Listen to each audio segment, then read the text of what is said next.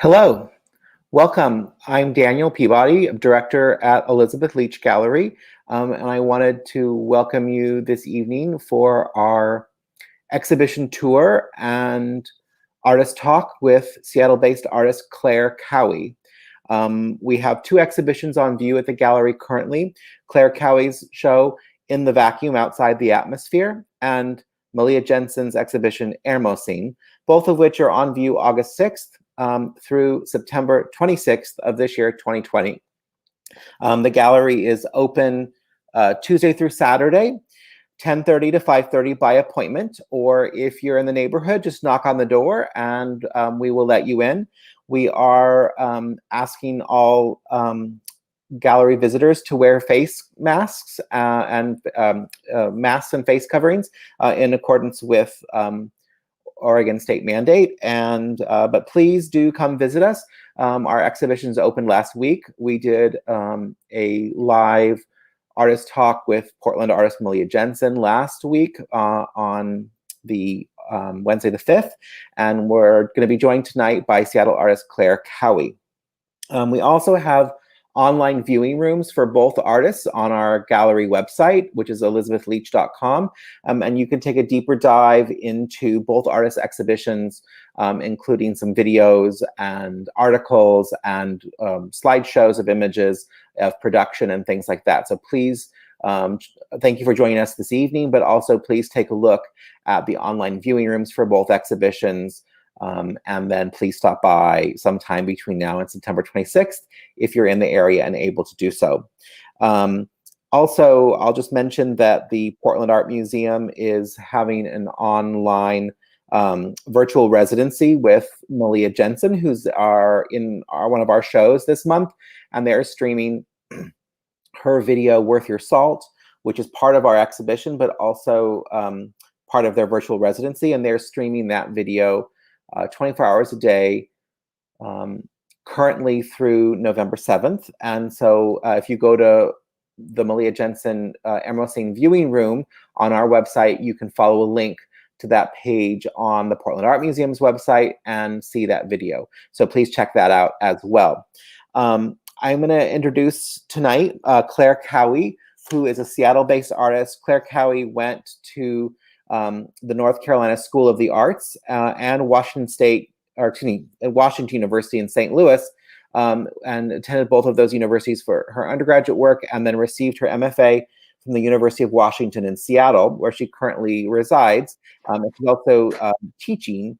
She's a full-time lecturer at the University of Seattle, University of Washington in Seattle, currently in the interdisciplinary visual art program. Claire Cowie has exhibited her work nationally and internationally with shows at venues including the Henry Art Gallery in Seattle, the Decatur Biennial in Oaxaca, Mexico, the Tacoma Art Museum in Washington, the Frye Art Museum in Seattle, the Shenzhen's Fine Art Institute in China, and she's got work in the collections of the Henry Art Gallery, Microsoft Corporation, Safeco, and the Tacoma Art Museum, among others. In 2017, Claire Cowie completed a large installation for the Facebook Artist in Residency program, and she also had residencies recently at the Pilchuck Glass School and the Museum of Glass. And some of the pieces that were created during those residencies, components that were created during those residencies, make an appearance in this exhibition. So please join me in welcoming Claire Cowie. Thanks for having me, Daniel. It's fun to be here, even if it's virtual. Well, I'm thrilled to see you. It was great that you were here. You were able to come down from Seattle for the installation. One of the things about this exhibition, In the Vacuum Outside the Atmosphere, is that, of course, it's an exhibition made up of sculptures and textiles and watercolor and collage, but you really conceived of the whole show kind of as an installation, which is really exciting. So thrilled that you were able to be here and be part of that. Yeah, it seemed really important, especially towards the end, to actually get to be there personally and kind of make some intuitive decisions about things, and in conversation actually as well with all of you. So that was a real treat. Well, it was nice to see you then. I wish we had been able to do this in person tonight, but one of the beautiful things about doing it this way is that people can see both of us and hear us really well, and then they can see through the exhibition. So I think we're going to start by just sort of moving into the exhibition. And one of the things we're seeing, I mean, the whole exhibition. Well, maybe you can start by telling. Sorry, I'm sort of changing gears here. Maybe you can say a little bit about the title. In the vacuum outside the atmosphere as kind of a starting point, and then we'll start talking about the specific series in the show, which include the Imperfect Vessels, meditation series, the comfort blankets, the elegies. But maybe you can talk just about what kind of unifies all those before we talk about them individually. Sure. Yeah, the that title comes from something I wrote down a long time ago when I was reading actually about like outer space and the ability or what it took, the energy it took for a rocket to get past the pull of Earth's gravity and make it outside of the atmosphere. And it really connected with me in terms of a theme that's part of this show for sure, which is that even when things really want to pull you down kind of emotionally, or when things are really challenging, that you can kind of move past them. And if you keep your eye on sort of this space that is maybe hard to get to, so the put one foot in front of the other sort of thing, or to, every day is a new day kind of thing, kind of an inherent optimism. A lot of this show is about these kind of contrasts between spaces, like physical spaces, and then also psychological space, sort of placing two kind of opposing things together. So I also was really interested in how vacuums or voids are these spaces. They seem like they are nothing, but they're not. There's never nothing, actually. And so the idea that there's this teeny little kernel of something that's full of potential and very expansive inside all of those things. So it's really like the title is really about being in a space that is kind of unfamiliar and maybe scary and maybe full of fear or anxiety, but that within that and a kind of recognition of that is actually a potential to be better. So yeah, and we can talk more about the details of how that started to feed into current events and things like that as well over the time that I made the work. But that's the general kind of like thinking for that wording.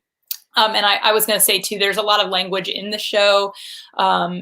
And so my titles are kind of like all just inventory numbers of things, essentially, in a way, because I didn't want to pull away from the language that's actually in the works. And so anyway, that we can kind of come back to some of that language if you want to as well. Great. Thank you for that.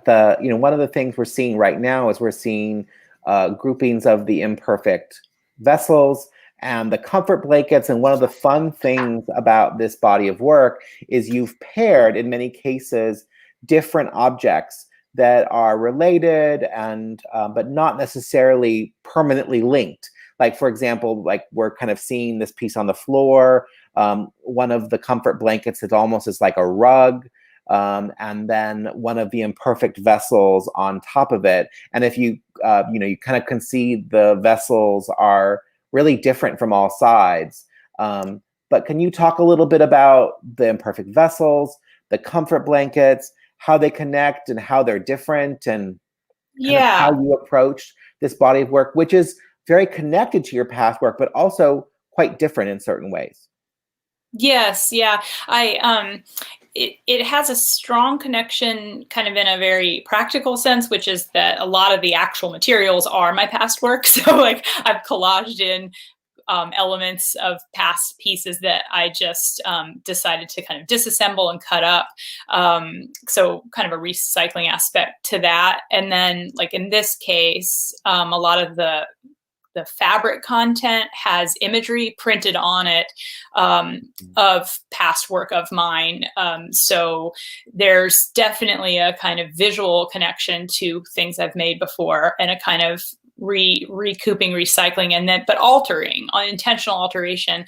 I'm glad you brought up the fact. I mean, one of the the vessels are different from all angles, because one of the reasons I titled them imperfect vessels was this idea of kind of that we also are, as people, imperfect vessels, but that in imperfections there's kind of a more, almost more opportunity, and that from all angles they have something interesting about them, and you might not recognize the whole, or know or understand it, unless you actually can look inside it and around it and come at it from all angles, which is also why some of them are on the floor. There's kind of this invitation to move around, and I wanted it to be in some ways as casual as it could be in a space like this, in the sense that when we were installing, like I had the general plan that the vessels would be paired with these comfort blankets, and that it would be really important that they were in these kind of relationships with one another, sometimes one supporting the other, sometimes one kind of elevating another one. But I didn't know exactly what the combinations would be, which is one of the reasons they're all discrete objects as well. So a person could decide that they want to kind of live with some other arrangement entirely, or some pairing, or something isolated, pulled apart. I've always been very fascinated by context and how context changes everything, and that meaning is kind of formed by context. So this is, I guess, one iteration of these pieces, and there could be many. And it was also extremely fun to see what other people did. In the gallery when we were installing, suggestions made about where things might go. Part of the fun for me was that sort of exploratory aspect. So there is one blanket that's alone, and it's more of kind of a typical scale, like lap blanket you might actually use. And I left it separate in part so that if somebody was actually in the space, they could pick it up and look at it, and move it around and see all the parts of it and feel it. Touch is so important.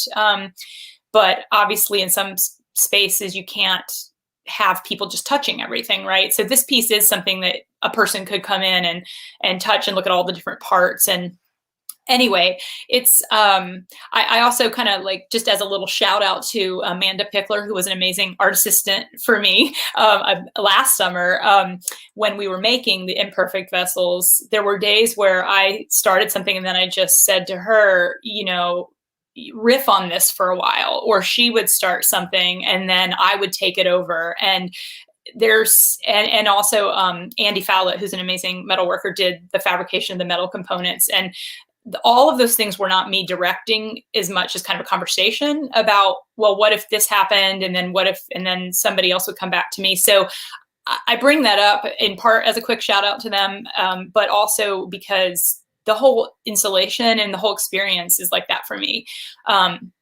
Maybe, like, I'll just sort of wrap that thought up by saying that, my favorite way I ever see my own work is when somebody has it in their house and it's with other stuff of theirs. Like, I know a lot of artists might feel similarly, but, the blank white space or something, it's a great way to kind of understand a concept kind of thing, of like the concept album, if you will. But I do think that, like, my favorite thing is when actually it's got these clashes of somebody's clothes and books and another art piece they bought and some, whatever. And that buildup is exciting. So it's kind of an attempt to replicate a little bit of the casualness of pairing things together. Well, one of the interesting things about the vessels and the textiles and the comfort blankets is they're kind of a combination of big gestures, like big bold gestures, and then lots of meticulous, like, fine work, like the vessel that's sitting on the white plinth on the floor. Mm-hmm. That piece with the oranges and the comfort blanket underneath it, and the little yellow pins along the top. Mm-hmm. That piece, it has this particular kind of relationship between kind of the big gestures of the structure itself, and then of the details around the, like if you the one there with the orange and the blue. Yeah. Like, if you zoom in on that one, there's all these little, like, sewing pins along the top. So you've really gone into a really interesting mix of materials. And then, of course, the comfort blanket underneath it, we have some of these characters that have appeared in your work in the past, that are printed onto the textile, and you're creating them there. What is Claire, if I could ask you, the relationship between the upper part of the structure and the base itself? Like, is the base, in installing the show, I was a little unclear to me if the base part was ceramic, if it was resin. It was a little unclear to me. The base that looks kind of like an awkward mug is actually concrete. And it's sort of most of the concrete, there's concrete elements in a lot of the pieces in the show, and they're kind of cast in this intentionally, clumsy maybe is a good way to put it, kind of way, like leaving it really rocky and chunky, and kind of mushing it into a form. And I think the two things I'm really interested in are a kind of precarious awkwardness, where it's almost so awkward that it actually becomes beautiful, or this little bit of like in its non-perfection, again, the imperfect vessels, or in its asymmetry, that actually there become these kind of such unique moments that it becomes in some ways more beautiful than something that's like perfect. So the heavy top is part of that, although like in a physical way, the bottom, because it's concrete, is actually much, much heavier than the top, which is paper and fabric. But the visual effect is this thing is kind of like maybe precarious. And I also really love trying to elevate really mundane materials. So like the little sewing pins, like I like the idea that something that's really, really mundane or cheap, or that people have, or found objects, that those could be used in a way that would look really decorative or kind of have a complexity to them. And then I also sort of like taking things that people think of as really fancy and then kind of crushing the quality of that into something that is unexpected. So for example, like it's one of the reasons I got really excited about pairing the glass work, which we could come back to, but sometimes I've, tried to make the glass as asymmetrical and imperfect and kind of tarnished and burnt, having various blemishes. So yeah, that piece is a good example of like a combination of trying to take simple materials and make them a little bit more complex. Well, while we're looking at the imperfect vessels, why don't we look at the two yellow vessels that are on the other side of the column and look a little more closely at those? Because you were talking about the kind of awkward, almost the appearance of instability.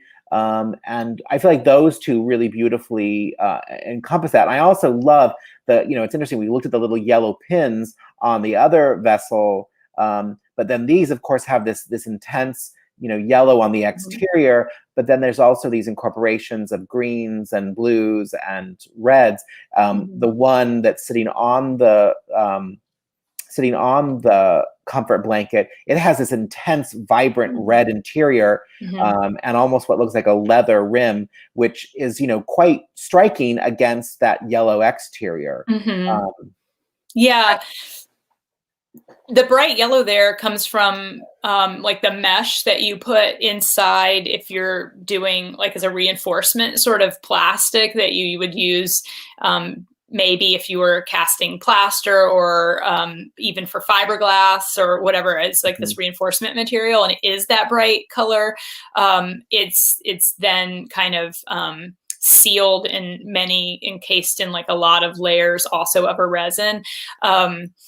And I kind of, I like that sort of play, trying to take also like primary colors, the red, yellow, blue, take this kind of basic underpinning of color theory and then murky it up a lot, but have it be that little bit of a pop. Yeah. And I don't know, some of that I think comes from a printmaking kind of, persistence of like color and layering and uncovering some things and then being able to apply and kind of stamp and print. I mean, I think my painting method is very printmakerly, kind of applying things to a surface as opposed to thinking of building up some kind of an illusion. Well, then one of those vessels there, the imperfect vessels, is elevated on legs, and then it has these, has this. I can't remember Pocket. the little pocket. Yes, I was going to say satchel. I knew that wasn't quite right. Yeah. It has it has an accessory which kind of gives it this anthropomorphic element by giving it an accessory. And that one has some incredible intricate beading on it as well, if I recall correctly. Yeah. I mean, that is an actual pocket off a coat of my friend who I wore that coat all the time, and the coat was completely like unusable actually, but I sort of built that pocket piece off of the actual pocket, and so it's functional where it could unzip and a person, you could use it. And I did, that is the most kind of, as you said, like the most figurative piece in a way, sort of like as far as I wanted to go, but like a little bit more of a gesture toward the idea that these kind of represent the idea of us as people, humans, and society that are, again, kind of like, not fully functional, but like but still useful. And I think that piece, I like the idea that the height of the opening is also at this like extremely kind of feasible place to maybe stick things. So I kind of have said this before, but like I imagine these pieces ideally being in some space where, they could actually kind of be used, and admitting that they're not like, dishwasher safe and like outdoor safe or anything like that necessarily. But I thought, well, this would be like if you could put it near your entryway and then you could keep your keys in it, right by the door, or I guess these days your face masks or whatever, but like a little kind of repository to actually put something for real, but where it would kind of be like very handy in a way. It's like a kind of a weird wish that there's some sort of usefulness to these. Well, and I think that's, with the addition of the comfort blankets, which on some cases they're sitting on top of, and in some cases they're draped over the lip of them, or there's a beaded strap connecting them. Mm-hmm. There is something about this invitation to kind of interact with them in a certain way. I mean, of course, it's a gallery, and we don't necessarily invite people for the most part to interact with the sculptures. But, I think it's interesting that you're kind of approaching these with that kind of generous perspective of that they will be interacted with, and that the collector who collects them would actually almost complete them by interacting with them in their own way. When that's a really generous kind of approach. Yeah, I mean, I think I've been thinking, as everybody has, I'm sure, so much about what I live with. So now that we're at our homes, so much more than ever before in most people's lives, I've been thinking so much about what we do live with and what brings us a certain amount of kind of joy or feeds our energies, and what is just kind of in the way. And so, I thought in some ways about it like, well, what if I had these myself? What would I actually do? Like, would I stick a plant in one of those? Would I keep my,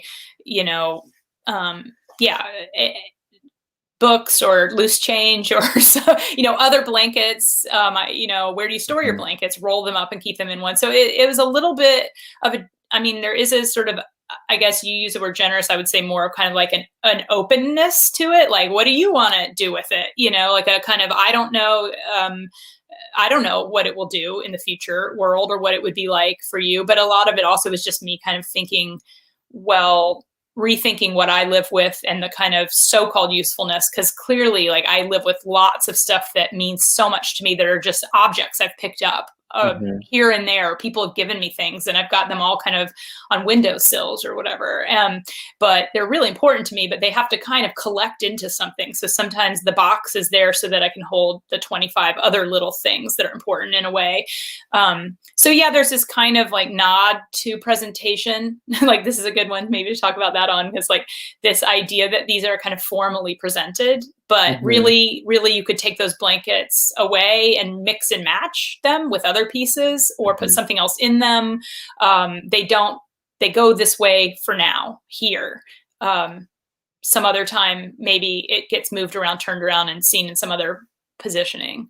Well, and the one on the left there with the blue glass that we talked a bit about your glass residency and your incorporation of different kind of, I don't know, for lack of a better term, different grades of material, right? And that one, Right. this one is a prime example of that, where you have this, looks like blown glass element and a fabricated metal element, and then the more, intuitively created collage element of all different materials.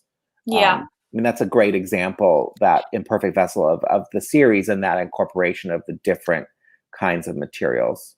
Yeah, and both the glass residencies at Pilchuck and at the Museum of Glass were so fun. I mean, everybody who's done them talks about them similarly, like it's kind of this dream camp, because the people that are working there, the gaffers, and are so good at what they do that they don't know how to make something not good. And so it made me kind of have to really think about why I was making what I was making, what they were meant to be. And I kept describing what I wanted the objects to be like as rocks or moon rocks or something kind of along those lines in order. And we created, like in this case, there's this copper metal kind of band. I would make these like kind of very fast, hurried, like while I was there, just on the spot, make these sort of armature things that the glass could get blown into, and therefore create a shape that was not a perfect sphere.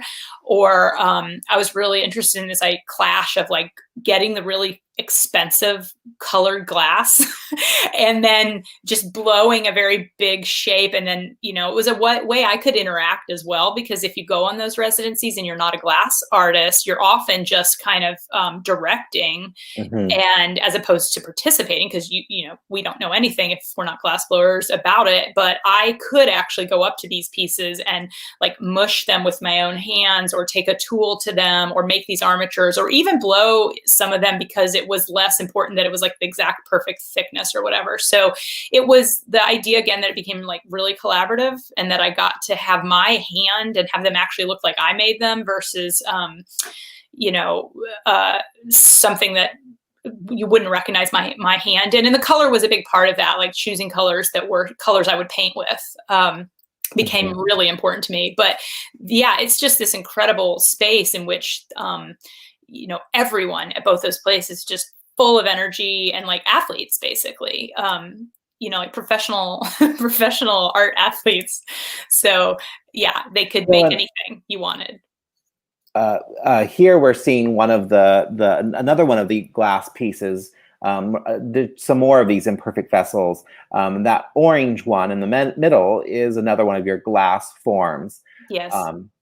Also on the online viewing room for your exhibition on our website, we actually have in the video link at the bottom, we have a short video that was made at the Museum of Glass residency, I think. It shows you actually getting in there and physically working with the glass blowers and glass workers to make the work.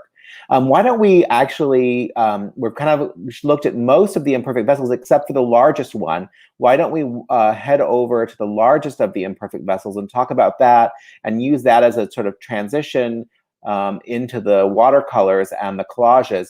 So that largest piece there of the imperfect vessels, one of the things I love is, like, from this angle where we're at and we're seeing it from now, is how you sort of see this dark void almost.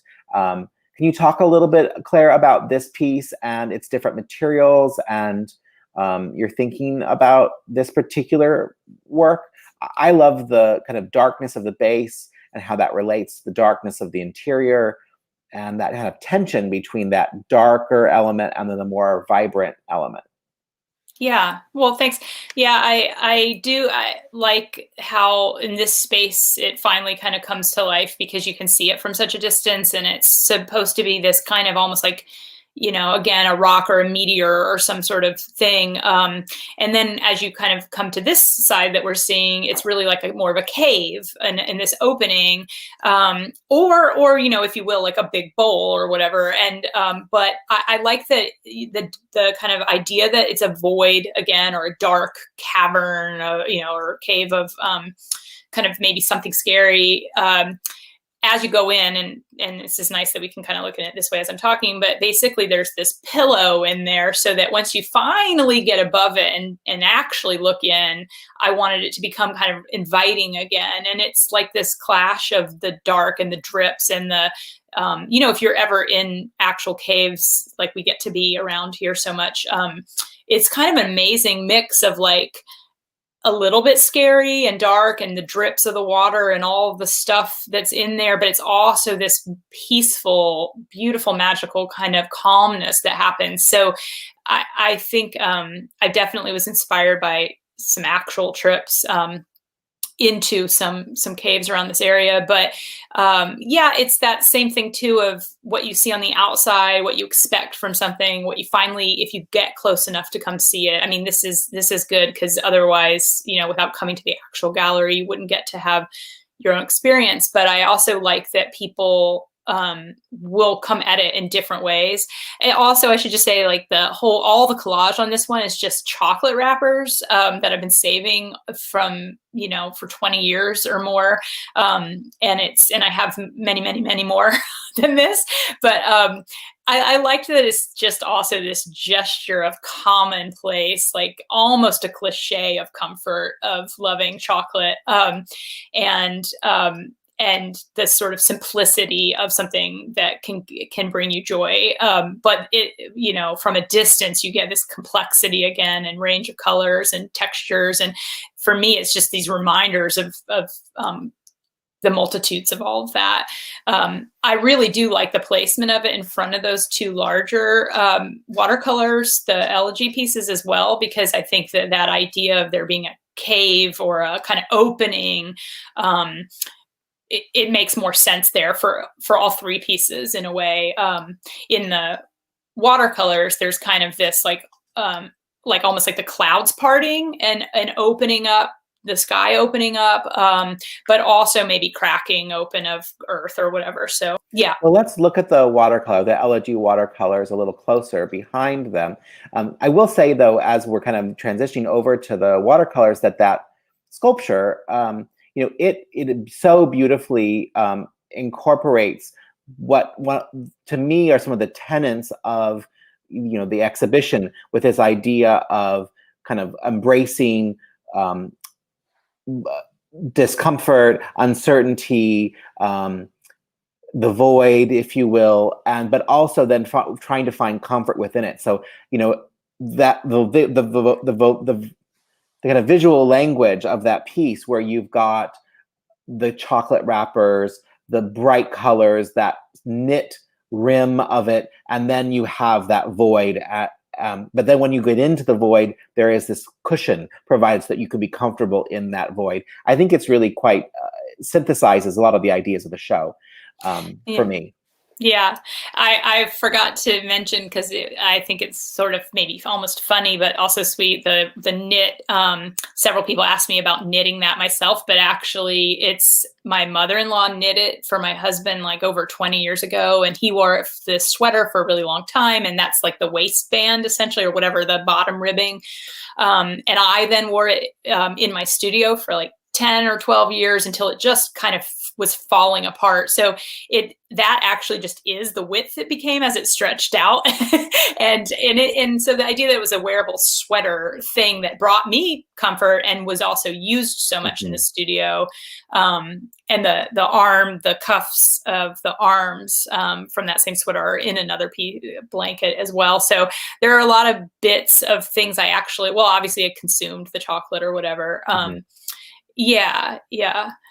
Well, let's look at the elegy watercolors, the framed watercolors behind.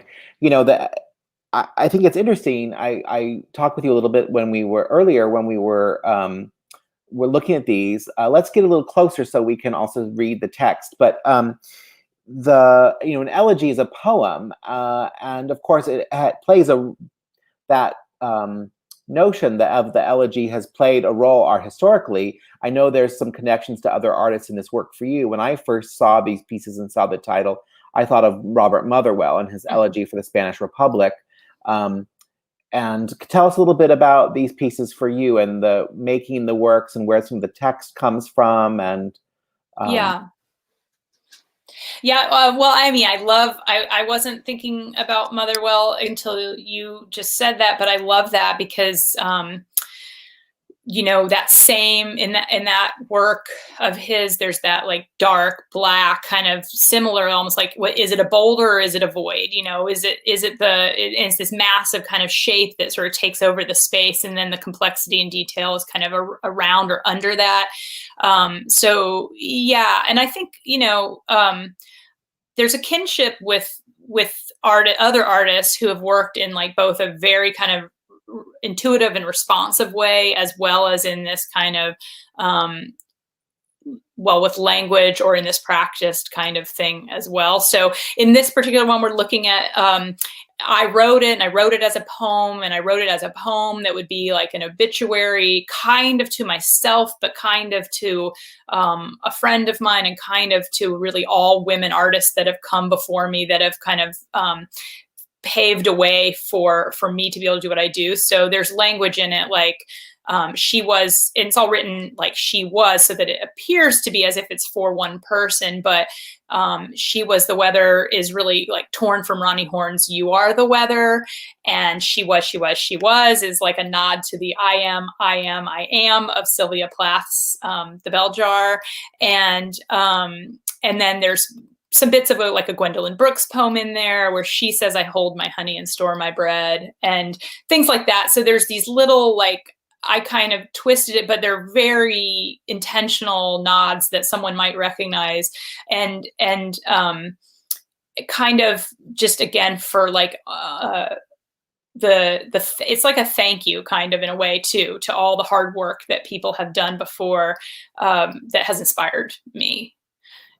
And then the other one, the elegy number 2, talk a little bit about that one, because it also has an interesting sentiment for our times, I think. Yeah. That one, it came a little bit later, and it was sort of almost like a personal mantra or something for myself, of like, as this whole show was very inspired by a really good friend of mine who was also an amazing artist, but getting sick and then dying.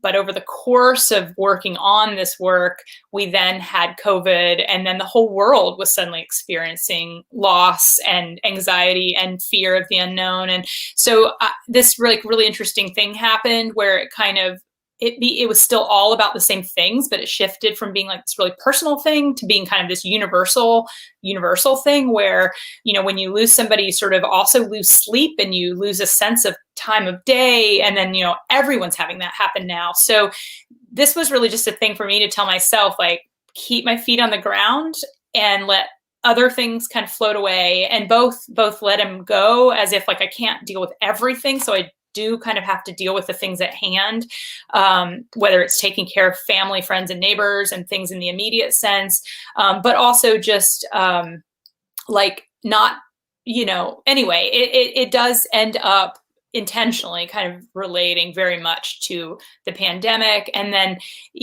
even this idea of where we are as a nation right now, and kind of thinking about taking care of one another, is just like this kind of really brief way to think about doing stuff in a very practical, grounded sort of a way, so we don't get bogged down with distracting things that pull away from the big goals, I guess.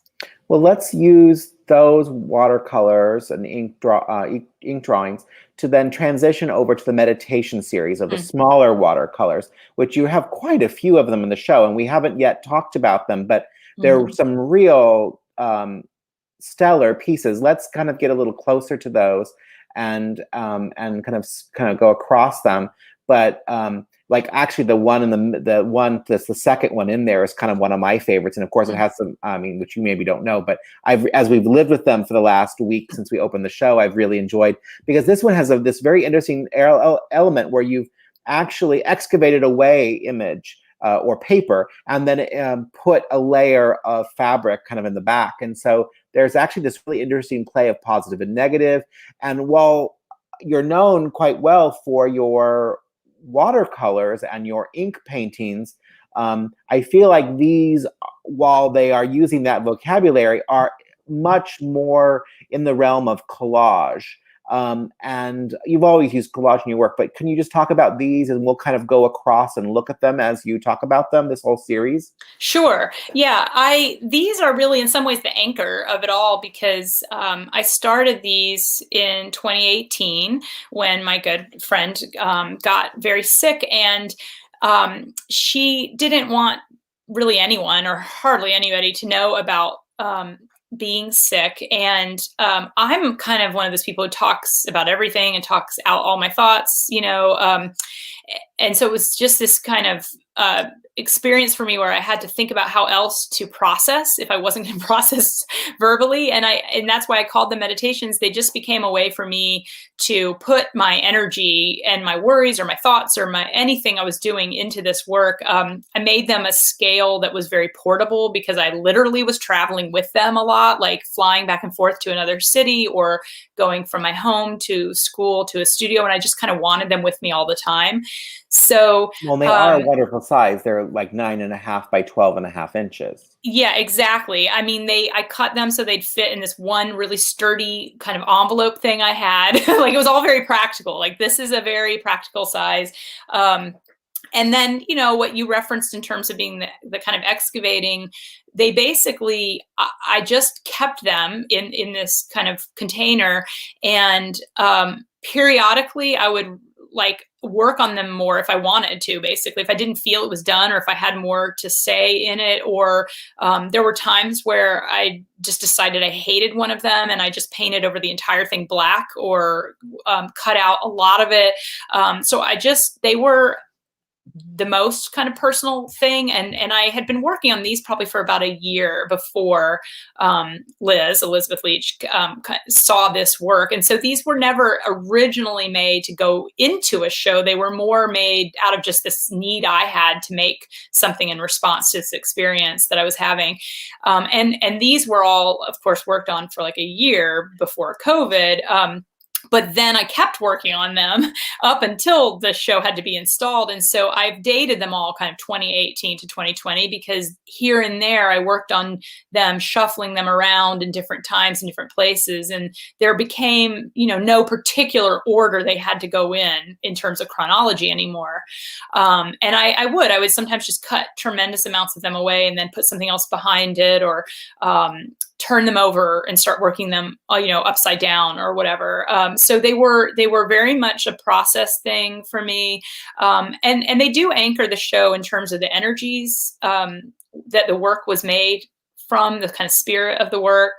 That one has a real direct nod to a Marisol sculpture. So some people may recognize that there's little kind of elements of representational or small photographs and little things in some of them that again are taken sometimes from some like outer space or NASA photographs, this idea again of the expanse and the kind of unknown and the cosmos and the energy. And also many of those were rooted in a quilting pattern or quilting kind of thing called the Mariner's Compass, which has that kind of radiating star. So, which is, again, was like a way to kind of centralize my own energies, but then let it take the route it needed to take.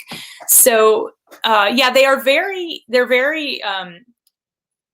different across, throughout all of them in a lot of ways, like one to one, there's like big shifts, but I see them in some ways, again, as this whole series, even though I similarly to the vessels liked the idea that another person could make their own kind of grouping. So they're displayed kind of democratically, like same space apart, sprawled across two walls.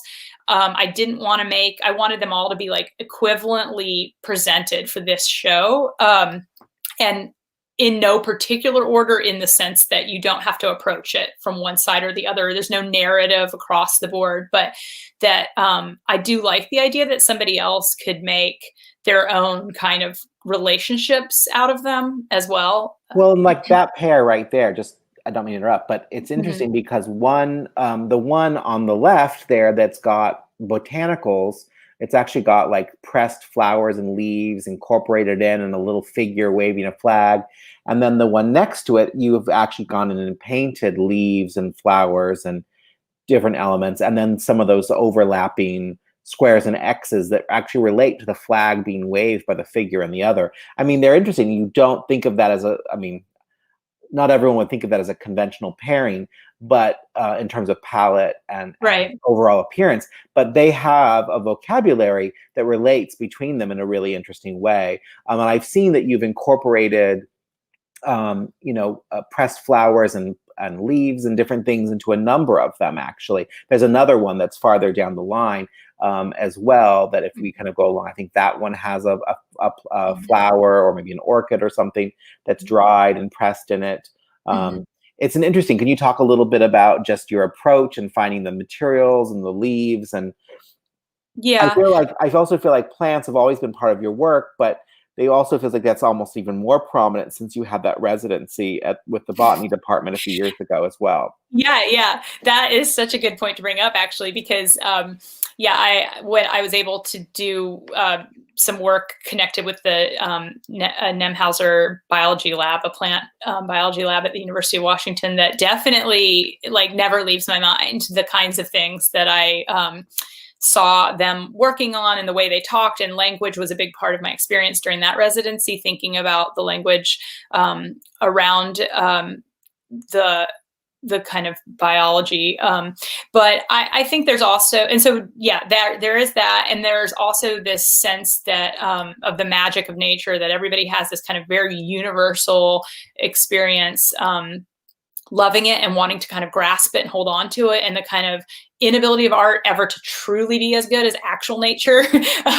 And I even, just in a really basic sense, like this idea that it's a little bit like what anybody could do as a child when they think about collecting and pressing flowers, that just like collage in general and all my other collaged elements, in the way of like repurposing different things that I've owned and used, I want the work to be really accessible, both just kind of physically, like accessible to get into and look at, and then also to kind of understand, like there's a complexity to it and a lot of layering, and it's very kind of time consuming in terms of how long I made it. But I want people to look at it and kind of say, wow, I get that. What that is, that's a piece of paper or that's a flower, in this sort of inlet to the work. So yeah, I do think I'm the kind of person that gets like a bit affected by everything, and it starts to seep in. And so there's a collector kind of mentality, and the flowers also are a little bit of the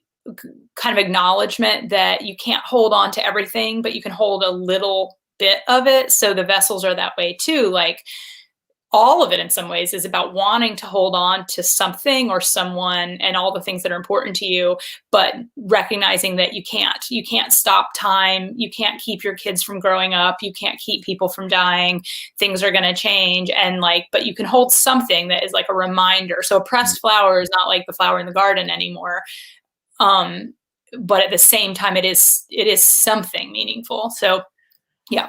Well, and kind of related to that, I think we'll just, if we can go kind of to the opposite corner of the gallery, to the glass piece on the shelf, it relates to botany in a particular way. There's just kind of two things we haven't talked about yet, and that's one of them. So I kind of want to touch on that before we kind of end. But let's go over to the Marini glass piece. And kind of see that piece, which can you said that one connected to your botany experience. You kind of created this Marini glass piece in relationship to that residency, correct? Yeah. I got to go up to Pilchuck right after I left the Nemhauser lab. And so I was kind of obsessed with this one illustration of a slice through a plant stem. And it just was such a beautiful like it was just an illustration trying to actually describe these shapes and spaces in the cells, but it was, to me, like it was as if everything is contained in this teeny tiny thing. And again, this reminder of like the importance of plants in our life and in our world, but how like in this particular expression, or as soon as you sort of change its materiality and you can see it from all sides, it could be an entire universe, or many universes even. And so, but I also think it was a testimony to the collaborative efforts I was talking about before, because I had this illustration from a book that Dr. Nemhauser had lent me, and then I had drawings I had done of the illustration myself, and I just kind of loved it, and I thought I was going to make some paintings of how these little spaces are these whole worlds in themselves.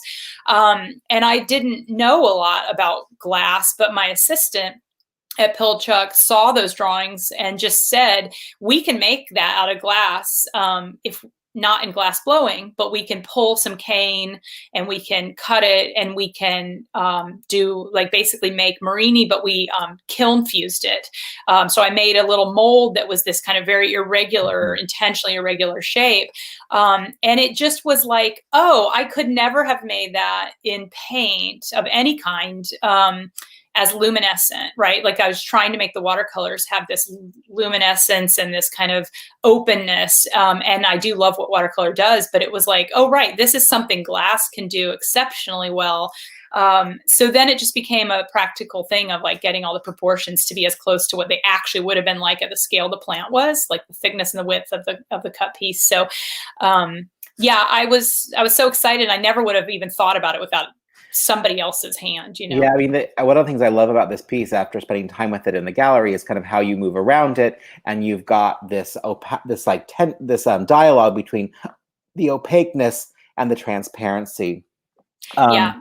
But let's also, the other thing we haven't talked about is the memento moris, the kind of collaged awards that are on a wall as an installation.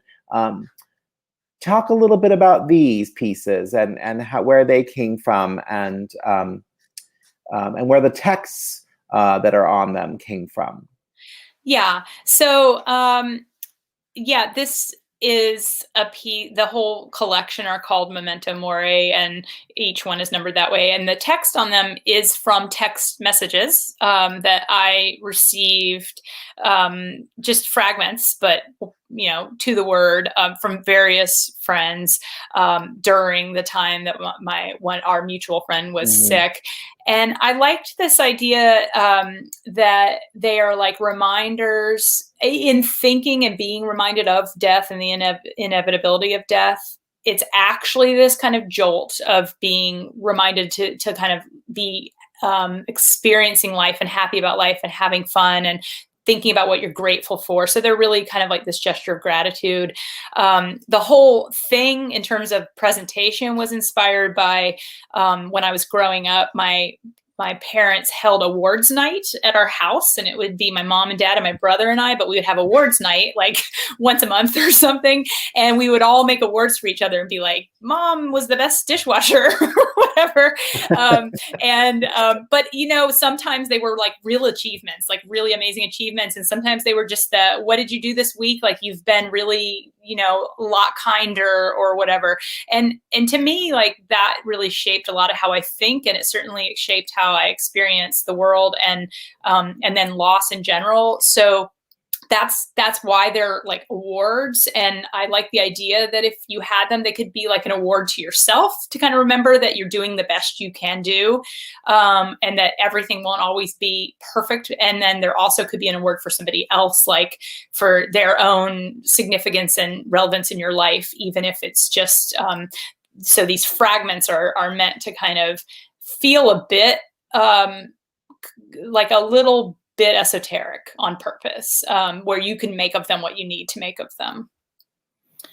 They're really fun. I mean, I know that they kind of grew out of a challenging time, but they are, quite fun and humorous and very personal, and they're very sweet.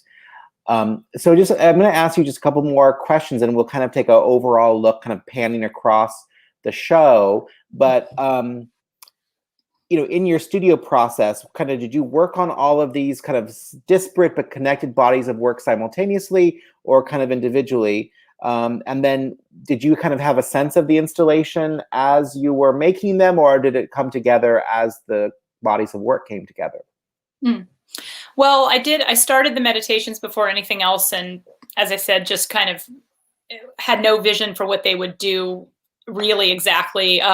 But then maybe about a year ago, I started making the vessels and thinking the connection between the vessels and those smaller pieces. And so that there was a very strong material connection, and obviously all the work kind of centered around the same issues. As I started making those vessels, I realized that it was going to be really important to think about how they were going to function in the space once we talked about having a show. And I, from the beginning, I wanted to have some kind of blankets to go with them. And I just knew I wanted vessels of various sizes. And so I had some broad things in mind about how it would work in the space, and how there'd be like these concentrations of complexity, but then open areas and some things on the floor. And so, some things were in mind, but then right up till the end, and I think this was very intentional too, because was this idea that I would leave it a little open till I really was actually in the space. And I know I kept saying to all of you, like, we don't have to put everything I've made into the show, because I made, there's still tons in there. That's why we're having to scramble through talking about it. And but I wanted a kind of flexibility of editing on the spot as well, because I felt like that kept a kind of casualness to it. So there was an overarching sense of needing certain things to provide diversity and scale and color and material connections. I always knew the awards would be like in a cluster like that, because I wanted them to be a lot like what you would do in your own home if you were like winning a bunch of ribbons for your swim meets or whatever, and you might put them on your wall. And that, again, that kind of domestic, like, little bit of familiarity that we all have with how we might do things. So but then so certainly starting about a year ago, I was then mixing and matching what I worked on, and I'm that way all the time. I never work on one piece and finish that piece and move to another. Never. I always am working a little bit on everything. So that it feels like that's true, and so it's good to have that confirmed. Yeah. Well, I want to thank you so much for joining us. I think we're going to wrap up. Thank you so much for joining us. It has been a really insightful view into your exhibition, in the Vacuum Outside the Atmosphere, which is on view at Elizabeth Leach Gallery here in Portland, Oregon, from August 6th through September 26th of this year. The gallery is at 417 Northwest 9th Avenue in Portland, Oregon. And across the screen there is our phone number and email that you can contact us to make an appointment. And we're happy to have you come by Tuesday through Saturday, 10:30 to 5:30, by appointment or chance. So if you happen to be in the neighborhood and you haven't made an appointment, go ahead and knock on the door if it's during those hours, and someone will be here and we'll be happy to let you in and have you see the exhibition. Claire, thank you so much for joining me this evening, and for this incredible body of work. It's been really fun to live with it over the last week, and I look forward to getting to live with it over the next month or so for the remainder of the exhibition. I hope many of you will come in and see the show in person as well as online. But if you are at a distance and you cannot during this moment in time, please also visit the Elizabeth Leach Gallery website, which is elizabethleach.com, and you can see the exhibition. There's an exhibition page which has images of all the works, as well as an online viewing room that includes some videos and texts. There's several texts that Claire wrote for the show, and some friends of hers in Seattle and colleagues in Seattle also wrote for the show. So please check that out, and thank you for joining us this evening. Claire, do you have anything you want to say? Just a big thank you. Just a big thank you to everybody so much. Yeah. Well, thank you, Claire, and give our best to Leo and Tabitha, and we hope to see you again in person soon, and we'll stay in touch. All right. Excellent. Thanks, Claire. Have a good night. Bye-bye. Thanks, everyone, for joining us. We'll see you next time.